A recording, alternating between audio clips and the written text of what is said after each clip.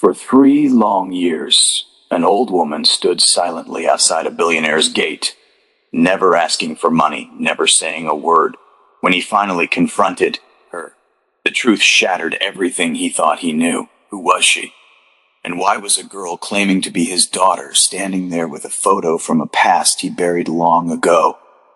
You won't believe how this story ends. Before we begin this powerful story, make sure to subscribe and click the bell icon so you never miss our life-changing content. If you find value in what we share, please like the video and share the channel with others. For 3 years, she stood there. Same tattered shawl. Same pale blue eyes that carried the weight of 1,000 winters. Every morning as my black SUV rolled through the golden gates of my estate, she was there. Motionless, silent, unblinking. At first, I thought she was just another beggar. A forgotten soul of the city's underbelly, drawn to my mansion by the scent of wealth. But she never asked for money. She never held a bowl. She never stretched a hand. She just stood there, watching, waiting. And for 3 years, I ignored her. I was a self-made man. From the gutters of Karachi to the boardrooms of Dubai, I had clawed my way up with bloodied knuckles and sleepless nights. I knew hunger. I knew betrayal. I knew pain. So when I finally made it, the billion-dollar textile empire, the penthouse in Manhattan, the tailored suits stitched in Milan, I told myself I deserved this peace. I earned the right to forget the past, but the past does not forget us. Her presence started to haunt me. I would see her in my dreams, her eyes, hollow yet piercing, staring into me like she knew the truth I had buried. My staff warned me she was cursed, some urban legend, a witch waiting for revenge. The guards wanted to chase her off, but I refused, because deep down, I knew she was not a stranger. Then one evening the sky broke open with a monsoon rage. I was watching from my glass balcony sipping aged scotch when I saw her, still there, soaked, shivering, but unmoved. Something inside me cracked. I rushed down barefoot, ignoring the shouting of my assistants. I opened the gate myself. The rain stabbed at my skin like guilt long denied. She looked up at me, and for the first time in 3 years she spoke. "You left without saying goodbye." Her voice was frail, but it thundered through my chest. And then I saw it, the birthmark on her wrist, a tiny crescent moon, the same mark my mother had. I fell to my knees. Ami? My empire meant nothing in that moment. The suits, the stock market, the Forbes interviews, all meaningless next to the raw ache in her eyes. "I waited for your letter," she said. "I waited for your call. You promised you would return." My throat tightened. I had run away at 17. After Abu died, life became unbearable. Hunger gnawed at our stomachs. Debts piled like mountains. And when the factory offered me a chance to work over, I had taken it. I sent money for the first few years. But as my fortunes grew, my memories dimmed. I told myself she was better off not knowing how ruthless I had become. Until guilt became silence. Silence became years, and now she had found me. But what shook me more was the woman who had brought her here. Behind her stood a figure, drenched in rain, holding an umbrella above my mother's head. Her face was familiar yet changed, stronger, wiser. It was Zara, my Zara, the girl I had loved when I was nothing. The girl I left without a word. She looked at me, her eyes unreadable. "I found her 2 years ago," Zara said softly. "She had no one, she had nowhere to go, but she believed you would return. So every morning I brought her here. She never gave up on you, even when I wanted to." The shame hit me like a collapsing building. You took care of her?" I asked, my voice breaking. "I did what you should have done." Her words were not meant to wound, but they cut with a precision only truth can deliver. I tried to speak, but the tears choked me. I reached out, trembling, toward my mother's hands. Her skin was thin, her veins visible like fragile rivers, but when she clasped my hand, I felt her strength. She smiled. "It is never too late to come home, Beta." And just like that, the mansion behind me, with its chandeliers and marbled floors, felt hollow. But the woman before me, the one I had once loved, and the one who gave me life, they were the wealth I had forgotten. That night, I did not return to my estate. I sat with my mother on the pavement, holding her hand under the stars as Zara watched from the side. Her eyes full of tears, she refused to let fall. I did not ask her to forgive me, because I did not deserve it, not yet, but I would earn it every single day. I would begin again, not as the billionaire the world admired, but as the son who had come home, And just when I thought this moment could not shake me any further, Zara finally stepped forward. She placed something in my hand. It was a small, crumpled envelope, old and weathered. "I never opened it," she whispered, "but I kept it, hoping one day you would return."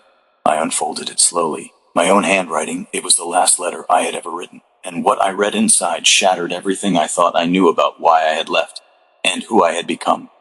I unfolded the letter with trembling hands. The paper had yellowed with time, its corners soft and worn as if it had been read 1,000 times, yet untouched.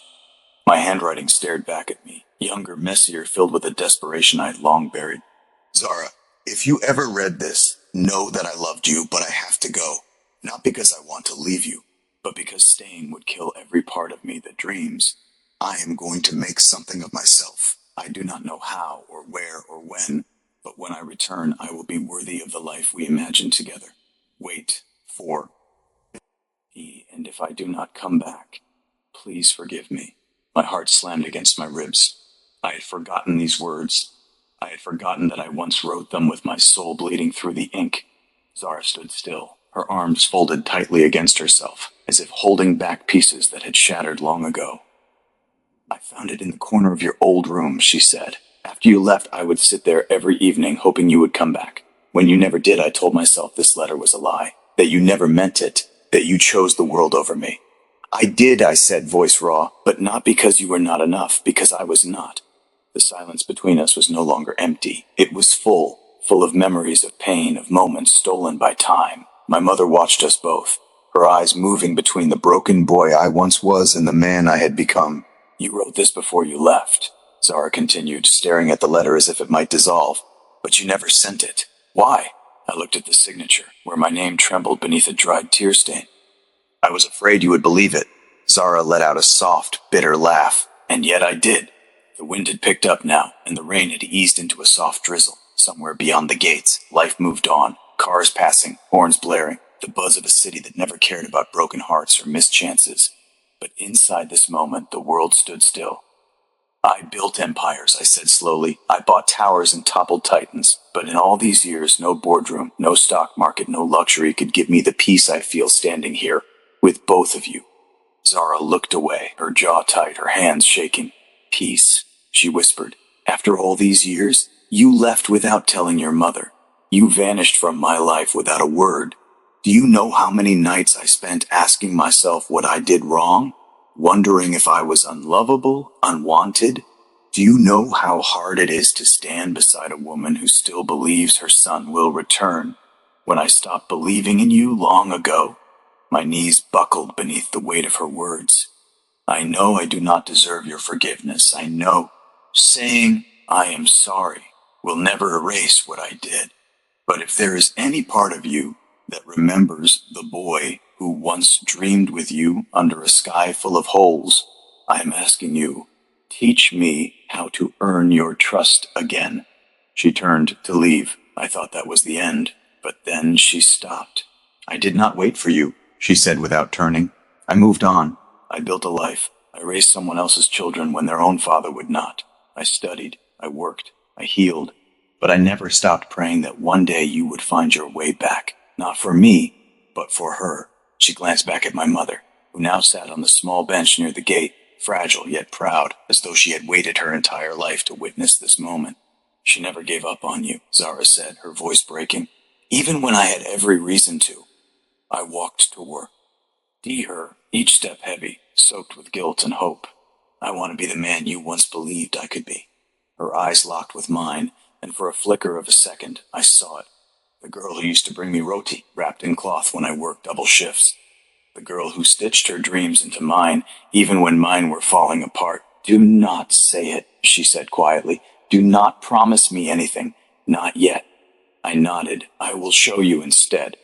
Behind me, my mother called out gently, "Zara Beta, come sit with us." Zara hesitated, and then something changed in her face, a softness, a storm breaking.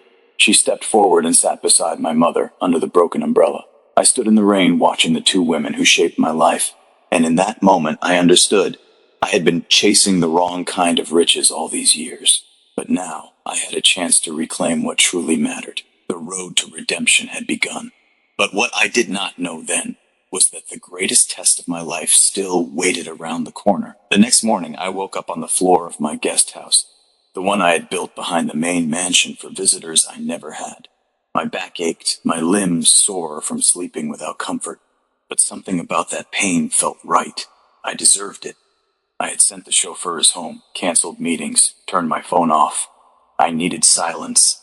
Not the silence of wealth, the kind that echoes through empty marble halls, but the silence of reflection, of reckoning. Through the window, I saw the bench near the gate. My mother sat there wrapped in a woolen shawl Zara must have given her. She looked smaller now, her bones too close to the skin, her fingers twitching with the cold. I brewed tea the old way. No machines, no fancy pods, just boiling water, cardamom, and memory. And then I walked barefoot toward her, carrying the 2 cups in trembling hands. "Ami," I said gently. She looked up and smiled. "You remembered how I like it?" "I remembered everything last night," I whispered, lowering myself beside her. We sat in silence, sipping the steaming chai as birds fluttered across the gate. The city hummed beyond the walls, oblivious to the storm unraveling and healing inside this one home. After a while she spoke. "You know what hurt the most, Beta. It was not the hunger, not even the loneliness. It was the silence. The not knowing if you were alive, if you ever thought of me." I could not look her in the eyes. "I thought about you every day, but I buried those thoughts, told myself they would slow me down." She nodded slowly. "You were running, I know, away from your past, away from your pain. But you forgot something, my son. When you run without looking back, you risk losing the very people who rooted for you when you had nothing." Tears slipped down my cheeks, uninvited but relentless. "I was ashamed," I said, "of how I started, of the world we came from. I thought success meant erasing that life."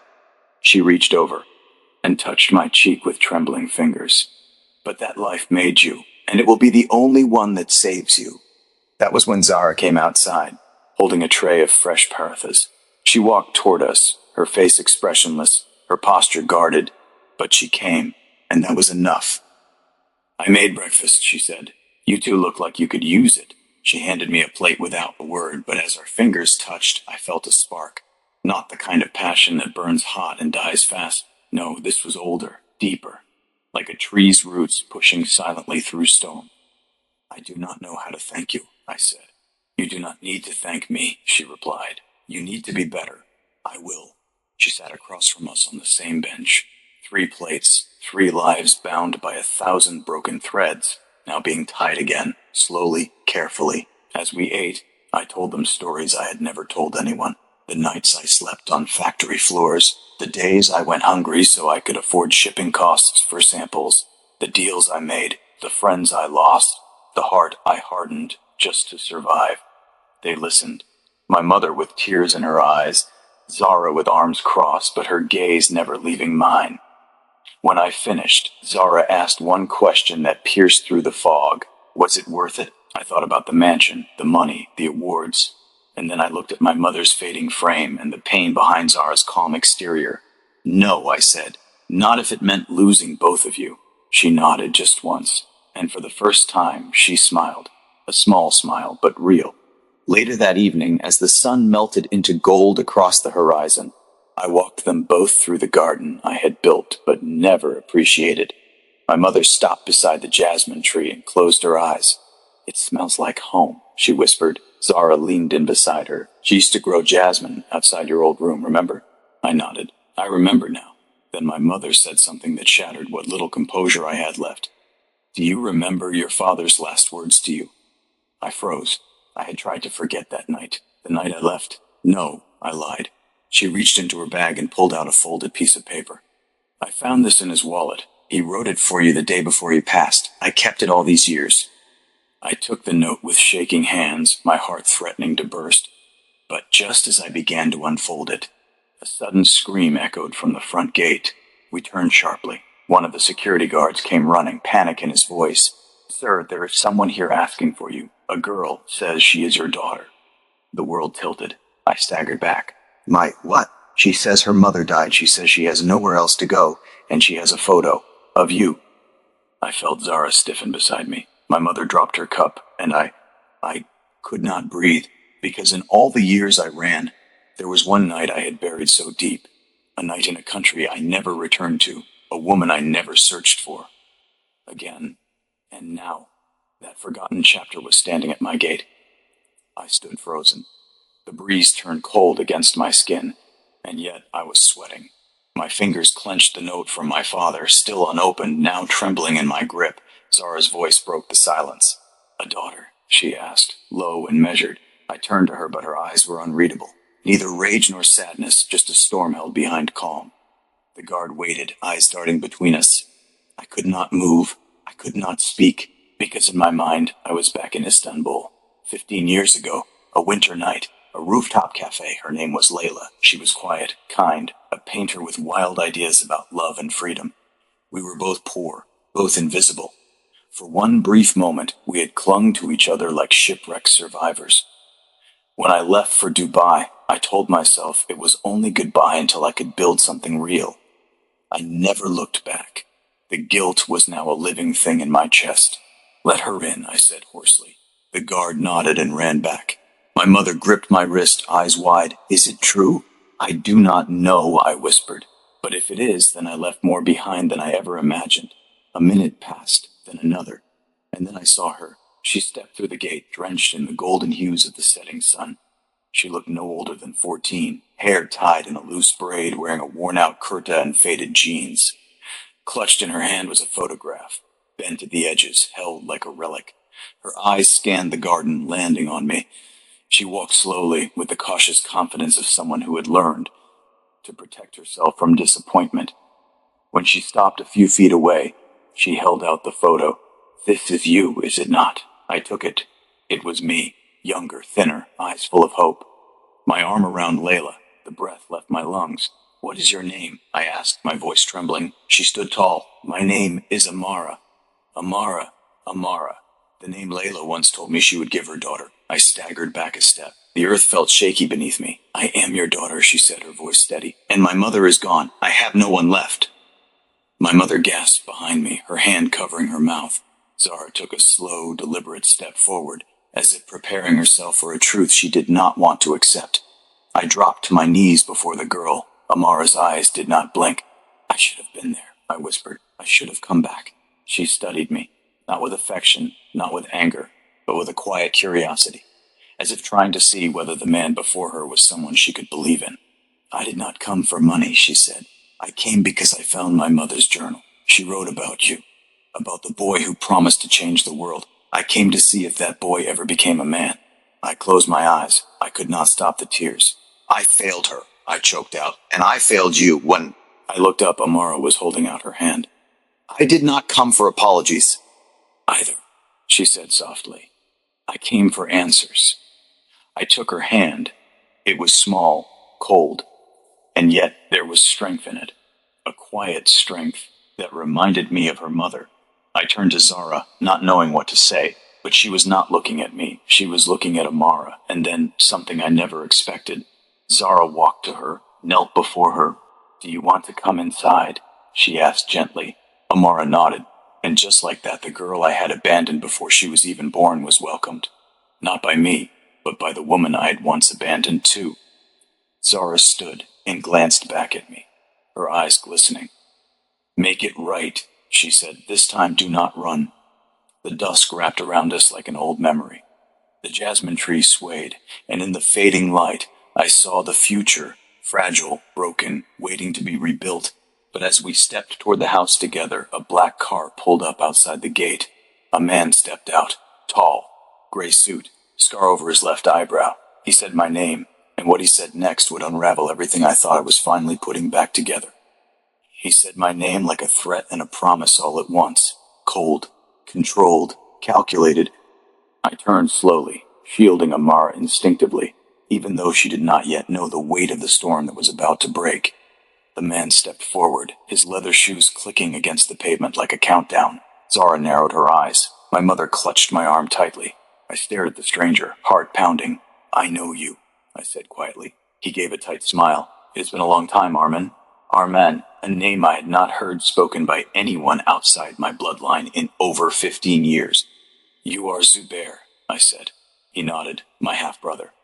The one I left behind when I fled." "You were supposed to be in prison." He chuckled, but there was no warmth in it. "I was.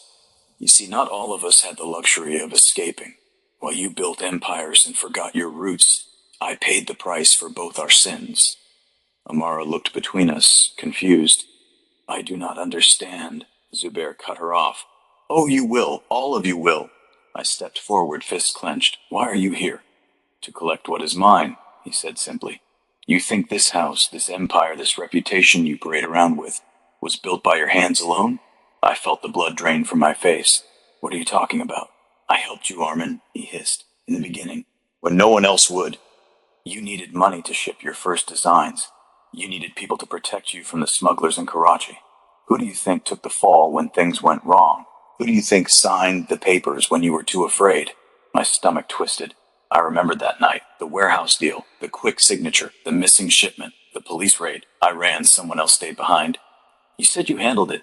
I did, with 10 years of my life. His voice cracked for the first time. You walked away, and I became the Geo.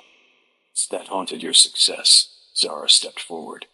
If this is about revenge, you need to leave. There is a child here. But Zubair's eyes shifted to Amara with an intensity that chilled me. I am not here for revenge, he said slowly. I am here for the truth, because your empire, your name, rests on a lie, and she deserves to know who her father truly is. Amara flinched. Stop, I said. Whatever you think you know, this is not the place. But Zubair only stepped closer. Do you want to know who your father really is, Amara? He asked, voice sharp. He did not just abandon you. He betrayed everyone who ever loved him. Ask him about Nadia. Ask him about the blood money. Ask him what he buried to become this man. My head throbbed. My vision blurred. Zara turned to me, her face pale. Who is Nadia? My mother collapsed onto the bench, gasping for breath. And I stood there, a storm of faces, names, and forgotten sins rising inside me like a flood. I had spent years building a throne of silence and success. But now, every secret was being dug out, one name at a time, and the next name Zubair spoke would not only shatter Amara, it would destroy everything I had just begun to rebuild. I stood there, frozen between the past and the present. Zubair's words echoed in my ears like thunder rolling through the ruins of my conscience. The world I had rebuilt was now trembling again, not from greed, not from ambition, but from truth. The truth I had spent my whole life running from. Zara's gaze was locked onto mine, demanding answers. My mother's breath trembled in her chest, and Amara, she stood silently, clutching the photograph, her young heart holding questions far too heavy for a child. I will tell you everything, I said quietly, to all of you. We walked inside the house, not into the grand hall where I once entertained CEOs, but into the old, dusty guest room where I had hidden the last fragments of my humanity.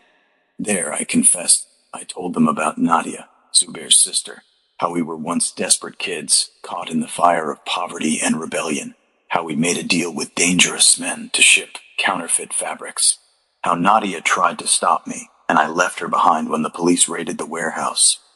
She was arrested, she lost everything, and though she survived, she never spoke to either of us again. Zubair's anger had not come from hate alone, it came from grief, from loyalty betrayed, from wounds left open for years. He stared at me across the table. You broke all of us, Arman. For what, money? I nodded slowly. No, I broke all of you for fear. Fear of going back to the life I once knew. I thought running would save me, but it only made me rich in regret. Amara sat still, silent, but listening. Zara wept quietly beside my mother, who held her hand. After I had said everything, Zubair stood. He reached into his coat and handed me a file. What is this? I asked. Her birth certificate. And lie. Leia's final letter. She wanted Amara to find you, but not for help, for healing. She believed you could still be the man you once promised to be. I opened the letter. Layla's words felt like silk and fire at the same time. She had forgiven me. She had told Amara stories of my dreams. She had loved me, even in silence. I cried for the first time in front of them all, not from guilt, but from grace. Because in that moment, I was no longer a billionaire. I was just a man, broken, flawed, but finally ready to be whole. I looked up at Zubair. I cannot undo the past, but I can build something better from here. With you, with them, with truth. He said nothing, but he nodded once. And that was enough. Zara came forward, her voice soft but steady. I may never love you the same way again, but I believe in redemption. And this girl, she looked at Amara, deserves to see what that looks like. Amara finally spoke. Can I stay here? I knelt before her, tears in my eyes. You are home now. We embraced, and in that moment, the years of absence, the weight of failure, the silence of guilt, all lifted, not forgotten, but forgiven. Thank you for listening to this heartfelt story. If it touched your soul, please share it, leave a comment, and remind someone today. It is never too late to make things right. Subscribe to Twist Story for more powerful tales that inspire, heal, and awaken the human spirit.